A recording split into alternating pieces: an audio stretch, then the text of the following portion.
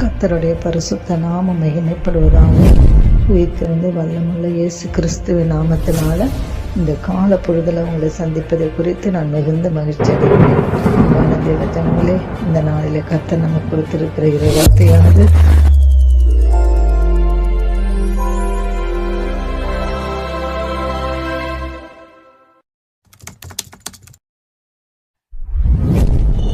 உங்களுக்கு நிறுவம் 6ஆம் அதிகாரம் 14வது வசனத்தை நம்ம வாசித்து தியானிக்கலாம். நீங்கள் நியாய பிரமாணத்திற்கு கீழ்ப்பட்டிராமல் கிருபைக்கு கீழ்ப்பட்டு இருக்கிறபடியால் பாவம் உங்களை மேற்கொள்ள மாட்டாது. ஆம் தேவஜனங்களே, கர்த்தர் வழுவாதபடி நம்மை காப்பதற்காக வாக்கு பண்ணி இருக்கிறார். அவருடைய பலத்த கரம் எத்தகைய பெரிய வீழ்ச்சியானாலும் சரிதான், அதிலிருந்து நம்மை காத்து நிலைநிறுத்த வல்லமுள்ளது என்பதை நாம் மறந்து போகக்கூடாது. நாம் வழுவாதபடி நிலைத்து நிற்க வேண்டுமென்றால் நம்முடைய கண்கள் கர்த்தரையே நோக்கி கொண்டு இருக்க வேண்டும் என்பதை நம்ம மறந்து போகக்கூடாது. ஜெபிக்கிற தேவனுடைய பிள்ளைகளுடைய ஐக்கியத்தை நம்ம ஒருபோதும் இழந்துடக்கூடாது. நாம் எப்போதும் தேவ சமூகத்திலே நம்மளை தாழ்த்தி கிருபைக்காக நம்ம ஒப்பு கொடுக்கிறவர்களாக இருக்க வேண்டும்.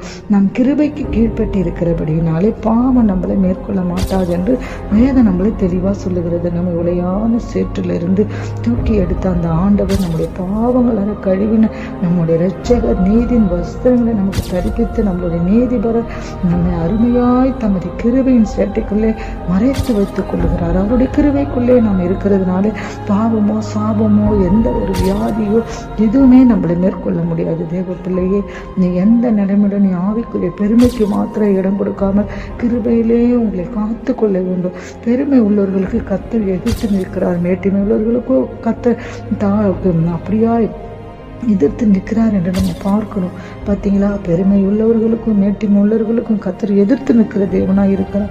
நீ பெருமை வராதபடி உங்களை காத்து கொள்வது மாத்திரமல்ல, மனத்தாழ்மையோடும் கூட தேவ சமூகத்தில் நடந்து கொள்ளுங்க. வேதத்தில் 3 இடங்களில் தான் தாழ்மை உள்ளவர்களுக்கு கர்த்தர் கிருபை அளிக்கிறார் என்பது திரும்ப திரும்ப வந்து கொண்டே இருக்கிறது.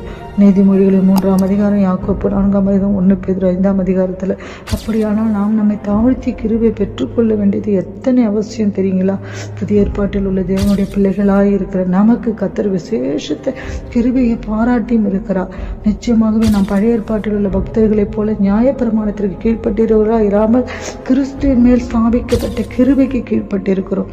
நிச்சயமாகவே தேவ பிள்ளையை அவருடைய பரிபூரணத்தினால் நம்ம எல்லாரும் கிருபையின் மேல் கிருபை பெற்றிருக்கிறோம். தேவ பிள்ளையை கிருபையில நிலைத்திருங்க. தாழ்மையாக இருக்கும்போது கிருபை பெருகும்.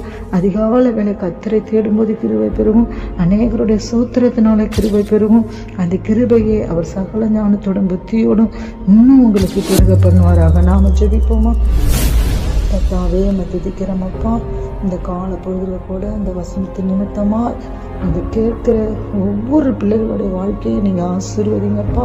ஆண்டவரே, நியாயப்பிரமாணத்திலே கீழ்ப்பட்டிராமல் அவர்கள் எல்லாரும் கிருபைக்கு கீழ்ப்பட்டு இருக்கிற பிள்ளைகளாய் நீங்க மாற்றுவீராக. ஆண்டவரே, உங்களுடைய ஆண்டவரை கருத்துக்குள்ள அவர்களை தாழ்த்தி ஒப்பு கொடுக்கிறோம். நீங்களே கூட அந்த நடத்தின ஆசீர்வாதம் இயேசுவின் நாமத்தில் ஜெபிக்கிறோம் பிதாவே. ஆமென்.